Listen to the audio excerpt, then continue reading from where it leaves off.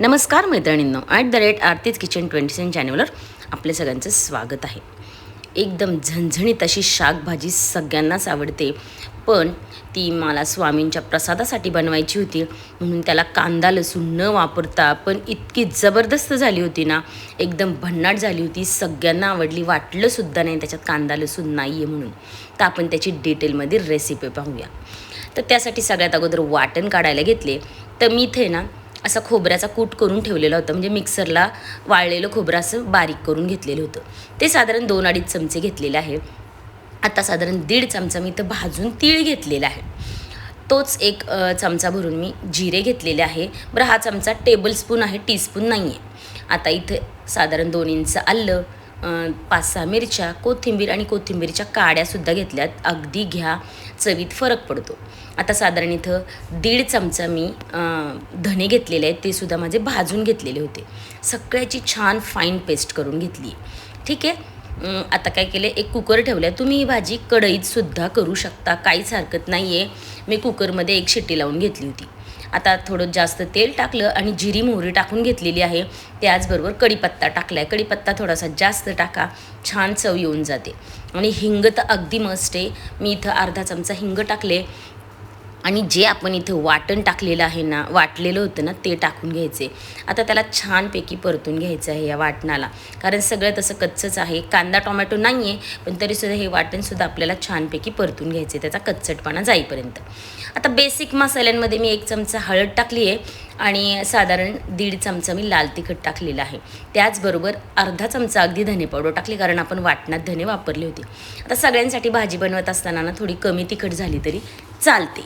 ठीक आहे. आता काय केले पहा, छान आपला मसाला परतून झालेला आहे.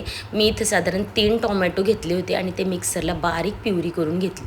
आता इथे चिरून टाकले ना तर ते दिसतील किंवा लवकर परतलेसुद्धा जाणार नाही. ठीक आहे, म्हणून मी इथं मिक्सरला बारीक करून घेतलेलं आहे. आपण त्याला थोडंसं तेल सुटण्यासाठी म्हणून बारीक गॅस करून मी झाकणच ठेवून दिलं होतं.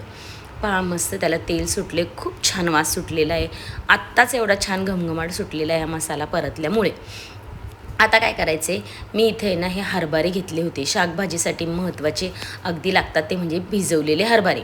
त्याचबरोबर इथं वांगे घेतलेत आणि इथं उकडलेला बटाटा मी वापरलेला आहे, कारण माझ्याकडं होता म्हणून मी वापरला आहे. नाही तर तुम्ही कच्चा बटाटा वापरला ना असा चिरून तरी चालेल. त्याची सालंसुद्धा अजिबात काढू नका, अजून भन्नाट चव येऊन जाते. आता त्याला छानपैकी व्यवस्थित हे मिश्रण मिक्स करून घ्या आणि मग त्याच्यामध्ये तुम्हाला किती रस्सा हवा आहे त्यानुसार पाणी होतं. आता मी इथं साधारण 2 ग्लास भरून गरम पाणी ओतलेलं आहे. अशा भाज्यांना गार पाणी अजिबात ओतू नका, गरम पाणीच ओता. ठीक आहे. आता तुम्हाला किती रस्सा करायचा त्यानुसार पाणी वाढवा. मी पण थोडंसं वाढवलं आहे. आता इथे चवीनुसार तुम्ही मीठ घालून घ्या आणि गरम मसाला घाला, कारण आपण खडे गरम मसाले वगैरे काय त्याच्यात टाकलेले नाही आहेत. सो मी आत्ता गरम मसाला टाकलेला आहे. आता त्याला व्यवस्थित मिक्स करून घ्या. पहा किती रस्सा तुम्हाला हवा आहे. आता ही भाजी तशी एकदम पातळ नसतेच, थोडी लपतपीतच असते.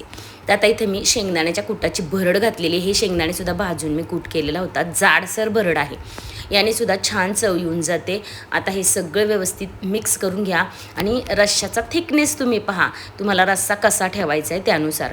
आणि मग त्याला आपण झाकण लावून 3 शिट्या काढल्या ना तर हरभरे आणि व्यवस्थित शिजून जातील. वांगं शिजायला काय वेळ लागत नाही. पहा, 3 शिट्ट्या झाल्यानंतर इतका छान वास सुटला आहे आणि आपली ही शाकभाजी रेडी झालेली आहे. भरपूर सारी कोथिंबीर टाका आणि तुम्ही लगेच भाजी सर्व करा. एकदम भन्नाट झाली होती. रेसिपी आवडली तर लाईक शेअर सबस्क्राईब नक्की करा. धन्यवाद.